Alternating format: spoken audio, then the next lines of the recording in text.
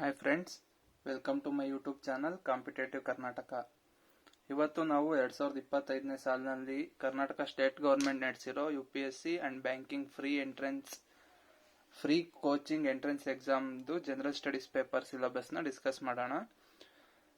ಇವಾಗ ಯಾಕಪ್ಪ syllabus discuss ಮಾಡ್ತಾ ಇದ್ದೀವಿ ಅಂದರೆ, ಪ್ರೀವಿಯಸ್ ಇಯರ್ಸ್ ಎಲ್ಲ ಸೋಷಿಯಲ್ ವೆಲ್ಫೇರ್ ಡಿಪಾರ್ಟ್ಮೆಂಟು ಅಥವಾ government backward class welfare department ಅವರು ಎಕ್ಸಾಮ್ ಕಂಡಕ್ಟ್ ಮಾಡ್ತಿದ್ರು. ಅದರಲ್ಲಿ ಏನಾಗ್ತಿತ್ತು, ಅವ್ರು ಪ್ರಿಪೇರ್ ಮಾಡೋ ಕ್ವಶನ್ ಪೇಪರ್ ಅಲ್ಲಿ GKಗೆ ಮತ್ತೆ ಕರೆಂಟ್ ಅಫೇರ್ಸ್ಗೆ ಜಾಸ್ತಿ ಟೈಮ್ ಕೊಡ್ತಾ ಇದ್ರು. ಬಟ್ ಈ ಸಲ ಈ ಎಕ್ಸಾಮ್ನ KE ಅವರು ಕಂಡಕ್ಟ್ ಮಾಡಿದ್ದಾರೆ. KE ಅವರು ಕಂಡಕ್ಟ್ ಮಾಡಿರೋದ್ರಿಂದ ಏನಾಗಿದೆ, GK, English, mathematics and mental ಎಬಿಲಿಟಿಗೆ ಈಕ್ವಲ್ ವೇಟೇಜ್ ಕೊಟ್ಟಿದ್ದಾರೆ. ಈ 100 ಮಾರ್ಕ್ಸ್ಗೆ 100 ಕ್ವಶನ್ಸ್ ಏನಿತ್ತು ಪೇಪರ್ ಅಲ್ಲಿ, ಸೇಮ್ ಅದೇ ಮಾರ್ಕ್ಸು ಅದೇ ಕ್ವಶನ್ಸ್ ಇದಾವೆ.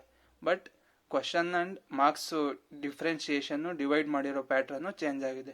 ಸೊ KE ಅವ್ರು ನಡೆಸಿರೋ 2025ನೇ ಸಾಲಿನ ಜನರಲ್ ಸ್ಟಡೀಸ್ UPSC ಫ್ರೀ ಕೋಚಿಂಗ್ದು ಇವತ್ತು ನಾವು ಸಿಲೆಬಸ್ ಡಿಸ್ಕಸ್ ಮಾಡೋಣ. ಫಸ್ಟ್ಲಿ ಕ್ವಶನ್ ಪೇಪರ್ ಯಾವ ತರ ಬಂದಿತ್ತು ಅಂದ್ರೆ, ಆ ಕ್ವಶನ್ ಪೇಪರ್ನ 4 ಪಾರ್ಟ್ಸ್ ಆಗಿ ಡಿವೈಡ್ ಮಾಡಿದ್ರು.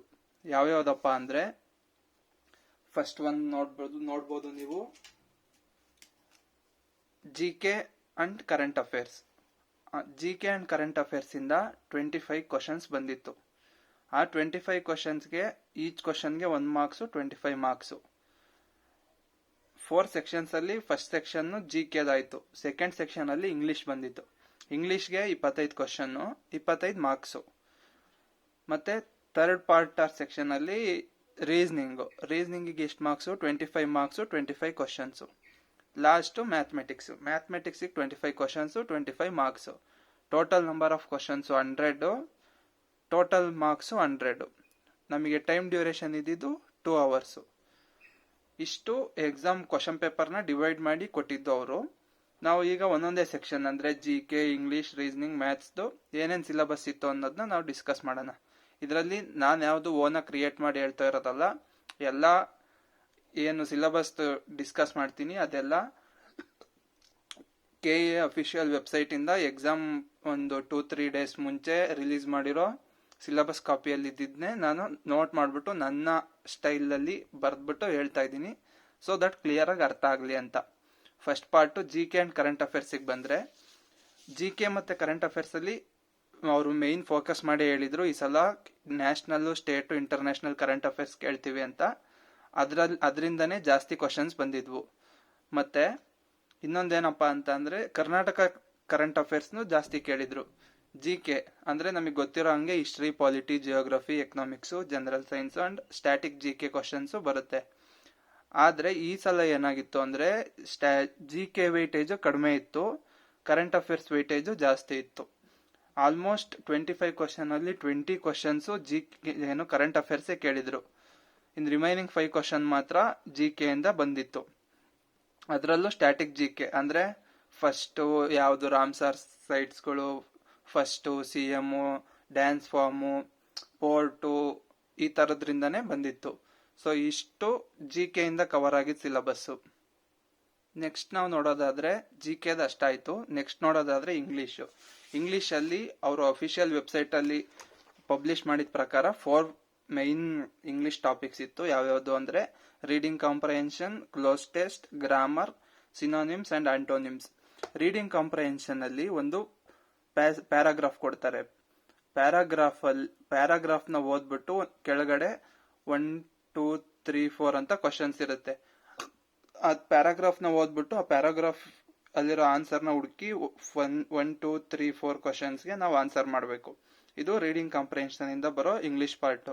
ಮತ್ತೆ ಕ್ಲೋಸ್ ಟೆಸ್ಟ್ ಏನಂದ್ರೆ, ಸೇಮ್ ಇದ್ರಲ್ಲೂ ಪ್ಯಾರಾಗ್ರಾಫ್ ಕೊಟ್ಟಿರ್ತಾರೆ, ಬಟ್ ಆ ಪ್ಯಾರಾಗ್ರಾಫ್ ಅಲ್ಲಿ ಸ್ವಲ್ಪ ಕಡೆ ಫಿಲ್ ಇನ್ ದ ಬ್ಲಾಂಕ್ಸ್ ತರ ಬ್ಲಾಂಕ್ ಬಿಟ್ಟಿರ್ತಾರೆ. ಅದಕ್ಕೆ 1, 2, 3, 4 ಅಂತ ಏನೋ ನಂಬರ್ ಕೊಟ್ಟಿರ್ತಾರೆ. ಕೆಳಗಡೆ ಆಪ್ಷನ್ಸ್ ಇರುತ್ತೆ. ಒಂದ್ ಬ್ಲಾಕ್ಗೆ A, B, C, D ಅಂತ ಇರುತ್ತೆ. ಅದರಲ್ಲಿ ನಾವು ಯಾವ್ದಾದ್ರು ಒಂದನ್ನ ಸೆಲೆಕ್ಟ್ ಮಾಡ್ಬಿಟ್ಟು ಒಂದಕ್ಕೆ ಫಿಲ್ ಮಾಡಬೇಕು. ಸೆಕೆಂಡದಕ್ಕೂ ಸೇಮ್ ABCD ಇರುತ್ತೆ. ಯಾವ್ದು ಸರಿ ಇರುತ್ತೋ ಅದನ್ನ ಸೆಲೆಕ್ಟ್ ಮಾಡ್ಬಿಟ್ಟು ನಾವು ಫಿಲ್ ಮಾಡಬೇಕು. ಇದು ರೀಡಿಂಗ್ ಕಾಂಪ್ರಹೆನ್ಷನ್ ಮತ್ತೆ ಕ್ಲೋಸ್ ಟೆಸ್ಟ್ ಆಯ್ತು. ಗ್ರಾಮರಿಗೆ ಬಂದ್ರೆ, ನಮ್ಗೆ ಗ್ರಾಮರ್ ಅಲ್ಲಿ ತುಂಬಾ ಪಾರ್ಟ್ಸ್ ಇದೆ, ಅಂದ್ರೆ ತುಂಬಾ ಸಬ್ಜೆಕ್ಟ್ ಇನ್ ಡೆಪ್ತ್ ಇದೆ, ಬಟ್ ಅವರು ಜನರಲ್ ಆಗಿ ಬೇಸಿಕ್ ಗ್ರಾಮರ್ನೇ ಕೇಳ್ತಾರೆ. ಫಸ್ಟ್ ಬಂದ್ಬಿಟ್ಟು ಪಾರ್ಟ್ಸ್ ಆಫ್ ಸ್ಪೀಚು, ಮತ್ತೆ ಸಬ್ಜೆಕ್ಟು, ವರ್ಬು, ಅಗ್ರಿಮೆಂಟು, ಆಮೇಲೆ ಟೆನ್ಸಸ್ಸು,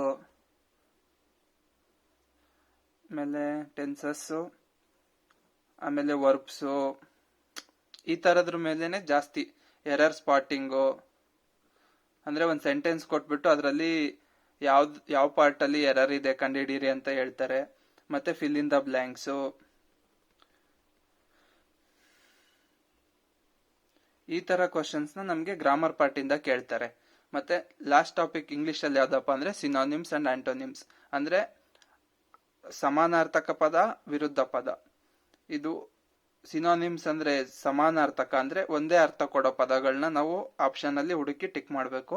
ಆಂಟೋನಿಮ್ಸ್ ಅಂದ್ರೆ ವಿರುದ್ಧ ಪದ. ಇವೆರಡನ್ನು ಒಂದು 2 to 3 ಕ್ವಶನ್ ಅಲ್ಲಿ ಕೇಳಿದ್ರು ಈ ಸಲ. ಸೊ ಸಿನಾನಿಮ್ಸ್ ಅಂಡ್ ಆಂಟೋನಿಮ್ಸ್ ಅಂತ ಕೇಳ್ತಾರೆ. ಇಷ್ಟು ಇಂಗ್ಲಿಷ್ ಪಾರ್ಟ್ ಅಲ್ಲಿ 25 ಕ್ವಶನ್ಸ್ ಇಷ್ಟರಿಂದಾನೇ ಕವರ್ ಆಗಿತ್ತು ಈ ಎಕ್ಸಾಮ್ ಅಲ್ಲಿ. ನೆಕ್ಸ್ಟ್ ಬರೋದಾದ್ರೆ ರೀಸನಿಂಗ್ ಎಬಿಲಿಟಿ ಆರ್ ಮೆಂಟಲ್ ಎಬಿಲಿಟಿಯಲ್ಲಿ ನಮ್ಗೆ ಟೋಟಲ್ 6 ಟೈಪ್ ಆಫ್ ಕ್ವಶನ್ಸ್ ಕೇಳಿದ್ರು ಈ ಸಲ. ಅದರಲ್ಲಿ ಅನಾಲಜಿ ಅಂದ್ರೆ ಒಂದು ಸೇಮ್ ಒಂದು ನಂಬರ್ ಪ್ಯಾಟ್ರನ್ 2, 4, 6, 8 ಅಂತ ಏನೋ ಒಂದು ಪ್ಯಾಟ್ರನ್ ಕೊಟ್ಬಿಟ್ಟು ಇದರಲ್ಲಿ ನೆಕ್ಸ್ಟ್ ಮುಂದೆ ಇರೋದು ಯಾವ್ದು ಅಂತ ಕಂಡುಹಿಡಿಬೇಕು. ಬೇಸ್ಡ್ ಆನ್ ಪ್ರೀವಿಯಸ್ ಯಾವ ತರ ಲಾಜಿಕ್ ಯೂಸ್ ಆಗಿದೆ, ಯಾವ ತರ ಟ್ರಿಕ್ ಯೂಸ್ ಆಗಿದೆ ಅನ್ನೋದನ್ನ ನೋಡ್ಕೊಬಿಟ್ಟು ನಾವು ನೆಕ್ಸ್ಟ್ ನ ಫೈಂಡ್ ಔಟ್ ಮಾಡಬೇಕು. ಅದು ನಂಬರ್ ಅನಾಲಜಿಯಲ್ಲಿ ಬಂದಿತ್ತು. ಕೋಡಿಂಗ್ ಅಂಡ್ ಡಿಕೋಡಿಂಗ್ ಅಂದ್ರೆ ABCD ನ 1, 2, 3, 4 ಅಲ್ಲಿ ಕೋಡ್ ಮಾಡ್ತಾರೆ. ಇಲ್ಲ ABCD ನ ZYXW ಈ ತರ ಕೋಡ್ ಮಾಡ್ತಾರೆ. ಇಂಗ್ಲಿಷ್ ರಿವರ್ಸಲ್ ಸೀರೀಸು ಇಲ್ಲ ಆಪೋಸಿಟ್ ವರ್ಡ್ಸು ಈ ತರದ್ರಲ್ಲಿ ಕೋಡಿಂಗು ಡಿಕೋಡಿಂಗು ಮಾಡಿ ಕೇಳ್ತಾರೆ. ಆ ಕ್ವಶನ್ಸ್ ಈ ಸಲ ಒಂದು 2 to 3 ಬಂದಿತ್ತು ಅನ್ಸುತ್ತೆ. ನೆಕ್ಸ್ಟ್ ಕ್ವಶನ್ ಪೇಪರ್ ಡಿಸ್ಕಸ್ ಮಾಡ್ಬೇಕಾದ್ರೆ ಇದನ್ನ ಇನ್ ಡೆಪ್ತ್ ಆಗಿ ಕ್ಲಿಯರ್ ಮಾಡ್ಕೊಡ್ತೀನಿ. ಫಸ್ಟ್ ಇವಾಗ ಕೋಡಿಂಗ್ ಡಿಕೋಡಿಂಗ್ ಅಲ್ಲಿ ಈ ತರ ಕ್ವಶನ್ಸ್ ಬಂದಿದೆ ಈ ಸಲ ಎಕ್ಸಾಮ್ ಅಲ್ಲಿ. ಮತ್ತೆ ನೆಕ್ಸ್ಟ್ ನೋಡೋದಾದ್ರೆ ಬ್ಲಡ್ ರಿಲೇಷನ್ ಅಂದ್ರೆ ನಮ್ಗೆಲ್ಲರಿಗೂ ಗೊತ್ತಿರೋಂಗೆ ಸಂಬಂಧದ ಮೇಲೆ ಪ್ರಶ್ನೆಗಳು. ನಮ್ಮಪ್ಪ, ಅವರಪ್ಪ, ಚಿಕ್ಕಪ್ಪ, ತಾತ, ಅಜ್ಜಿ, ಈ ತರ ಕ್ವಶನ್ಸ್ ಅಂದ್ರೆ ಒಬ್ಬ ಮನುಷ್ಯ ಇನ್ನೊಬ್ಬನ ತೋರಿಸ್ಬಿಟ್ಟು ಇವರು ನಮ್ಮ ಅಪ್ಪನ ಮಗನ ಏಕೈಕ ಪುತ್ರ, ಈ ತರ ಕ್ವಶನ್ಸ್ ನ ಬ್ಲಡ್ ರಿಲೇಷನ್ ಅಲ್ಲಿ ಕೇಳಿದ್ದಾರೆ. ಸಿಲಾಗಿಸಮ್ ಅಂದ್ರೆ 2 ಸ್ಟೇಟ್ಮೆಂಟ್ ಕೊಡ್ತಾರೆ. Statement 1, statement 2. ಇವೆರಡು ಸ್ಟೇಟ್ಮೆಂಟ್ ನ ಓದ್ಬಿಟ್ಟು ಕೆಳಗಡೆ ಆಪ್ಷನ್ಸ್ ಕೊಟ್ಟಿರ್ತಾರೆ ABCD ಅಂತ. ಅದರಲ್ಲಿ ಯಾವ ಆಪ್ಷನ್ ಅವೆರಡು ಸ್ಟೇಟ್ಮೆಂಟ್ಗೆ ಹೋಲಿಕೆ ಆಗುತ್ತೆ, ಮ್ಯಾಚ್ ಆಗುತ್ತೆ ಅನ್ನೋದನ್ನ ಫೈಂಡ್ ಔಟ್ ಮಾಡಿ ನಾವು ಅದು ಸರಿಯಾಗಿರೋದನ್ನ ಮಾರ್ಕ್ ಮಾಡಬೇಕು. ಅದು ಸ್ಟೇಟ್ಮೆಂಟ್ ಅಂಡ್ ಸಿಲಾಗಿಸಮ್ ಅಲ್ಲಿ ತೋರಿಸ್ತಾರೆ. ಮತ್ತೆ ಸ್ಟೇಟ್ಮೆಂಟ್ ಅಂಡ್ ಕನ್ಕ್ಲೂಷನ್ ಯಾವ ತರ ಅಂದ್ರೆ ಸ್ವಲ್ಪ ಹಣ್ಣು ತರಕಾರಿಗಳು, ಸ್ವಲ್ಪ ತರಕಾರಿ ಹಣ್ಣುಗಳು ಅಂತ ಕೊಟ್ಬಿಟ್ಟು ನಾವು ಅದನ್ನ ಅರ್ಥ ಮಾಡ್ಕೊಂಡು ಒಂದು ಕನ್ಕ್ಲೂಷನ್ ಕೊಡ್ಬೇಕು ಲಾಸ್ಟ್ ಅಲ್ಲಿ ಆಪ್ಷನ್ಸ್ ಅಲ್ಲಿ. ಈಗ ನಾನು ಹೇಳ್ದಂಗೆ ಸ್ವಲ್ಪ ಹಣ್ಣು ತರಕಾರಿ, ಇದು ಹಣ್ಣಾದ್ರೆ ಇದು ತರಕಾರಿ ಆಗಿರುತ್ತೆ. ಅದೇ ಸ್ವಲ್ಪ ತರಕಾರಿಗಳು ಕಾಳುಗಳಾಗಿರ್ತವೆ. ಇದಕ್ಕೆ ಕಂಪೇರ್ ಮಾಡಿ ನಮ್ಗೆ ಆಪ್ಷನ್ಸ್ ಕೊಡ್ತಾರೆ. ಎಲ್ಲಾ ಕಾಳುಗಳು ಹಣ್ಣುಗಳು ಅಂತ ಕೇಳ್ತಾರೆ. ಅವಾಗ ಅದು ಸರಿ ಇದ್ರೆ ಸರಿ ಅಂತ ಹಾಕ್ಬೇಕು, ಇಲ್ಲ ಅಂದ್ರೆ ತಪ್ಪು. ಈ ತರ ನಮ್ಗೆ ಸ್ಟೇಟ್ಮೆಂಟ್ ಅಂಡ್ ಕನ್ಕ್ಲೂಷನ್ ಅಲ್ಲಿ ಕೇಳ್ತಾರೆ. ಪಜಲ್ ಅಲ್ಲಿ ಯಾವ ತರ ಕೇಳ್ತಾರೆ ಅಂದ್ರೆ ಒಂದು ಚಿತ್ರದಲ್ಲಿ ಒಂದು 4-5 ಇಮೇಜಸ್ ಕೊಡ್ತಾರೆ. ಈ ತರ ಒಂದು ಬಾಕ್ಸ್ ಇರುತ್ತೆ. ಅದರಲ್ಲಿ ಇಮೇಜ್ 1, 2, 3, 4, 5, 6 ಇಮೇಜಸ್ ಇರ್ತವೆ ಅಂದ್ಕೊಳ್ಳಿ. 1, 2, 3, 4, 5 ವರೆಗೂ ಒಂದೊಂದ್ ತರ ಅದು ಅಂದ್ರೆ ಒಂದು ಲಾಜಿಕ್ ಅಲ್ಲಿ ಅರೇಂಜ್ ಆಗಿ ಬಂದಿರುತ್ತೆ. 6th ನಮ್ಗೆ ಇಮೇಜ್ ನ ಏನ್ ಬರುತ್ತೆ ಅಂತ ಕೇಳ್ತಾರೆ. ನಮ್ಗೆ ಆಪ್ಷನ್ ಅಲ್ಲಿ 4 ಇಮೇಜ್ ಕೊಟ್ಟಿರ್ತಾರೆ. ಆ 4ರಲ್ಲಿ ಯಾವ್ದು ಕರೆಕ್ಟ್ ಇರುತ್ತೆ ನಾವು ಅದನ್ನ ಸೆಲೆಕ್ಟ್ ಮಾಡಿ ಅದು ಕ್ವಶನ್ ಮಾರ್ಕ್ ಇರೋ ಜಾಗಕ್ಕೆ ಪೇಸ್ಟ್ ಮಾಡಿದ್ರೆ ಇದು ಸೀಕ್ವೆನ್ಸ್ ಕರೆಕ್ಟ್ ಆಗುತ್ತೆ. ಆ ತರ ಕ್ವಶನ್ಸ್ ನ ನಾವು ಆಪ್ಷನ್ ಯಾವ್ದು ಸರಿ ಇದೆ ಅದನ್ನ ಚೂಸ್ ಮಾಡೋದನ್ನ ಪಜಲ್ ಅಲ್ಲಿ ಕರೆಕ್ಟ್ ಆನ್ಸರ್ ಅಂತ ಟಿಕ್ ಮಾಡ್ತೀವಿ. ನೆಕ್ಸ್ಟ್ ಬಂದ್ಬಿಟ್ಟು ಮ್ಯಾಥಮೆಟಿಕ್ಸ್ ಅಲ್ಲಿ ತುಂಬಾ ಸಿಲೆಬಸ್ ಇದೆ, ಬಟ್ ಅದು ಆಲ್ಮೋಸ್ಟ್ ಎಲ್ಲಾನು ಈಸಿ ಇದೆ. 10th ಲೆವೆಲ್, PU ಲೆವೆಲ್ ಅದಕ್ಕಿಂತ ಕೆಳಗೇನೆ ಇದೆ. ಮ್ಯಾಥಮೆಟಿಕ್ಸ್ ಅಲ್ಲಿ ಟೋಟಲ್ 9 ಟಾಪಿಕ್ ಇಂದ ಕ್ವಶನ್ಸ್ ಕೇಳ್ತಾರೆ. 9 ಟಾಪಿಕ್ ಯಾವ್ಯಾವ್ದಪ್ಪ ಅಂತ ಅಂದ್ರೆ, ಫಸ್ಟ್ ಒಂದು ನಂಬರ್ ಸಿಸ್ಟಮ್. ನಂಬರ್ ಅಲ್ಲಿ ಅಡಿಷನ್ನು, ಸಬ್ಸ್ಟ್ರಾಕ್ಷನ್ನು, ಡಿವಿಷನ್ನು, ಮಲ್ಟಿಪ್ಲಿಕೇಶನ್ನು,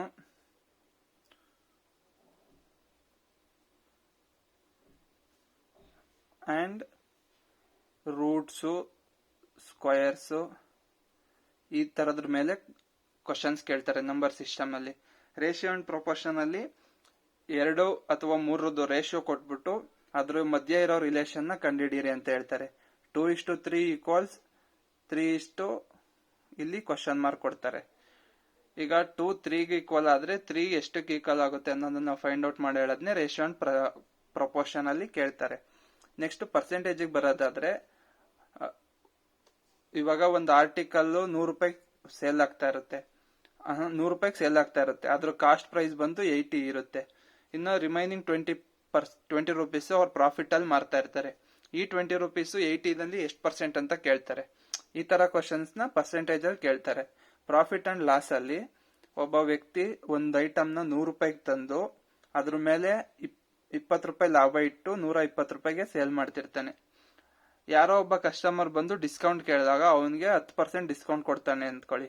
ಅಂದ್ರೆ 120 ಮೇಲೆ 10% ಅಂದ್ರೆ 108 ರೂಪಾಯಿಗೆ ಸೇಲ್ ಮಾಡ್ತಾನೆ ಆ ಪ್ರಾಡಕ್ಟ್ ನ. ಇದರಿಂದ ಅವನ್ಗಾದ ಲಾಭ ಎಷ್ಟು, ನಷ್ಟ ಎಷ್ಟು ಅಂತ ಈ ತರ ಕ್ವಶನ್ಸ್ ಪ್ರಾಫಿಟ್ ಅಂಡ್ ಲಾಸ್ ಅಲ್ಲಿ ಕೇಳ್ತಾರೆ. ಮತ್ತೆ ನೆಕ್ಸ್ಟ್ ಬಂದ್ಬಿಟ್ಟು time and work. Time and work ಅಲ್ಲಿ ಯಾವ ತರ ಅಂದ್ರೆ, ಇಬ್ರು ವ್ಯಕ್ತಿಗಳು ಒಂದು ಕೆಲ್ಸನ 4 ದಿವಸದಲ್ಲಿ ಮಾಡಿದ್ರೆ 4 ಜನ ವ್ಯಕ್ತಿಗಳು ಅದೇ ಕೆಲ್ಸನ ಎಷ್ಟು ದಿವಸದಲ್ಲಿ ಮಾಡ್ತಾರೆ, ಈ ತರ ಕ್ವಶನ್. ಎ ಮತ್ತೆ ಬಿ ಇಬ್ರು ಸೇರಿ ಒಂದು ದಿವಸದಲ್ಲಿ 6 ಕೆಲಸ ಮಾಡಿದ್ರೆ, ಒಂದು ದಿವಸದಲ್ಲಿ 6 ಕೆಲಸ ಮಾಡಿದ್ರೆ 30 ಕೆಲಸ ಮಾಡೋಕೆ ಅವ್ರಿಬ್ರಿಂದ ಎಷ್ಟು ದಿವಸ ಬೇಕು. ಆ 30 ಕೆಲಸನ ಅವರಿಬ್ರು ಎಫಿಷಿಯನ್ಸಿಯಿಂದ ಡಿವೈಡ್ ಮಾಡಿದ್ರೆ ನಮಗೆ 5 ಬರುತ್ತೆ. ಈ 5 ಏನಪ್ಪಾ ಅಂದ್ರೆ ಎ ಬಿ ಇಬ್ರು ಸೇರಿ 30 ಕೆಲಸನ 5 ದಿವಸದಲ್ಲಿ ಮಾಡ್ತಾರೆ ಅಂತ ಆಗುತ್ತೆ. ಸೊ ಟೈಮ್ ಅಂಡ್ ವರ್ಕ್ ಅಲ್ಲಿ ಈ ತರ ಕ್ವಶನ್ಸ್ ಕೇಳ್ತಾರೆ. ಮತ್ತೆ ಟೈಮ್ ಅಂಡ್ ಡಿಸ್ಟೆನ್ಸ್ ಅಲ್ಲಿ ಒಂದು ಟ್ರೈನು, ಒಂದು ಸ್ಪೀಡ್ ಆಗಿ ಹೋಗ್ತಾ ಇರೋ ಟ್ರೈನು ಪ್ಲಾಟ್ಫಾರ್ಮ್ ನ ಅಥವಾ ಮನುಷ್ಯನ, ಪ್ಲಾಟ್ಫಾರ್ಮ್ ಆರ್ ಮ್ಯಾನ್ ನ ಕ್ರಾಸ್ ಮಾಡೋಕೆ ಎಷ್ಟು ಟೈಮ್ ಆಗುತ್ತೆ, ಎಷ್ಟು ಟೈಮ್ ತಗೊಳುತ್ತೆ ಅಂತ ಕ್ಯಾಲ್ಕುಲೇಟ್ ಮಾಡೋದೇ ಟೈಮ್ ಅಂಡ್ ಡಿಸ್ಟೆನ್ಸ್ ಅಲ್ಲಿ ನಾವು ನೋಡ್ತೀವಿ. Simple interest and compound interest ಅಂದ್ರೆ ಸರಳ ಬಡ್ಡಿ, ಚಕ್ರ ಬಡ್ಡಿ. ಸರಳ ಬಡ್ಡಿ ಕ್ವಶನ್ಸ್ ಎಲ್ಲ ಸಿಂಪಲ್ ಇರುತ್ತೆ. ಕಾಂಪೌಂಡ್ ಇಂಟ್ರೆಸ್ಟ್ ಕ್ವಶನ್ ಸ್ವಲ್ಪ ಡಿಫಿಕಲ್ಟ್ಸ್ ಬರುತ್ತೆ. ಯಾಕಂದ್ರೆ ನಾವು ಅಂದ್ರೆ ಒಂದ್ ವರ್ಷಕ್ಕೆ 10% ಬಡ್ಡಿ ಅಂದ್ರೆ 10,000 ರೂಪಾಯಿಗೆ 10% ಬಡ್ಡಿ ಅಂದ್ರೆ ನಾವು ಆರಾಮಾಗಿ 2 ವರ್ಷಕ್ಕೆ ಎಷ್ಟಾಗುತ್ತೆ ಅಂತ ಹೇಳ್ಬಿಟ್ರೆ ಸಿಂಪಲ್ ಇಂಟ್ರೆಸ್ಟ್ ಅಲ್ಲಿ ಹೇಳ್ಬಿಡ್ತೀವಿ. 10 2 20% ಅಂದ್ರೆ 10,000ದಲ್ಲಿ 2,000 ಆಗುತ್ತೆ. ಅದೇ ಕಾಂಪೌಂಡ್ ಇಂಟ್ರೆಸ್ಟ್ ಅಲ್ಲಿ ಅದೇ 10,000 ಅಮೌಂಟ್ಗೆ 10% ಇಂಟ್ರೆಸ್ಟ್ ಹಂಗೆ 2 ವರ್ಷಕ್ಕೆ 10% ಇಂಟ್ರೆಸ್ಟ್ ಹಂಗೆ 2 ವರ್ಷಕ್ಕೆ ಎಷ್ಟಾಗುತ್ತೆ ಅಂತ ಕೇಳಿದ್ರೆ 2,100 ರೂಪಾಯಿ ಆಗುತ್ತೆ. ಯಾಕೆಂದ್ರೆ ಇದು ಕಾಂಪೌಂಡ್ ಇಂಟ್ರೆಸ್ಟ್. ಯಾವ ತರ ಕ್ಯಾಲ್ಕುಲೇಟ್ ಮಾಡ್ತೀವಿ ಅಂದ್ರೆ, first year simple interest, second year simple interest, ಇದಕ್ಕೆ 1,100 ಮತ್ತೆ ಇದ್ರ ಮೇಲೆ 10% ಕೊಡ್ಬೇಕು. ಯಾಕಂದ್ರೆ ಇಂಟ್ರೆಸ್ಟಿಗೆ ಇಂಟ್ರೆಸ್ಟ್ ಆಡ್ ಆಗುತ್ತೆ, ಅದನ್ನೇ ನಾವು ಕಾಂಪೌಂಡ್ ಇಂಟ್ರೆಸ್ಟ್ ಅನ್ನೋದು. ಸೊ ಸಿಂಪಲ್ ಇಂಟ್ರೆಸ್ಟ್ ಅಂತ ಕೇಳಿದ್ರೆ ಇದನ್ನ ಟೋಟಲ್ ಮಾಡಿ ಕೇಳಿದ್ರೆ ಕಾಂಪೌಂಡ್ ಇಂಟ್ರೆಸ್ಟ್. ಇಷ್ಟು ಸಿಂಪಲ್ ಇಂಟ್ರೆಸ್ಟ್ ಮತ್ತೆ ಕಾಂಪೌಂಡ್ ಇಂಟ್ರೆಸ್ಟ್ ಅಲ್ಲಿ ಕೇಳೋ ಕ್ವಶನ್ಸ್. ನೆಕ್ಸ್ಟ್ ಬರೋದಾದ್ರೆ ಆವರೇಜ್. ಆವರೇಜ್ ಅಲ್ಲಿ ಯಾವ ತರ ಅಂದ್ರೆ, ಒಂದು ಗ್ರೂಪ್ ಆಫ್ ಒಂದು 50 ಸ್ಟೂಡೆಂಟ್ಸ್ ವೆಯ್ಟ್ ಆವರೇಜ್ 40 kg ಇದೆ ಅಂದ್ರೆ ಒಬ್ಬನ್ನ ರಿಮೂವ್ ಮಾಡಿ ಮತ್ತೆ ಒಬ್ಬನ್ನ ಆಡ್ ಮಾಡ್ತಾರೆ. ಅಂದ್ರೆ ಮೈನಸ್ ಒಬ್ಬನ್ ಮಾಡಿದ್ರೆ 49, ಮತ್ತೆ ಒಬ್ಬನ್ನ ಆಡ್ ಮಾಡಿದ್ರೆ ನಂಬರ್ 50 ಆಗುತ್ತೆ. But average 2 kg 3 kg increase ಆಗುತ್ತೆ. ಅಂದ್ರೆ 40 ಇದ್ದಿದ್ದ ಆವರೇಜ್ 42 ಆಗುತ್ತೆ.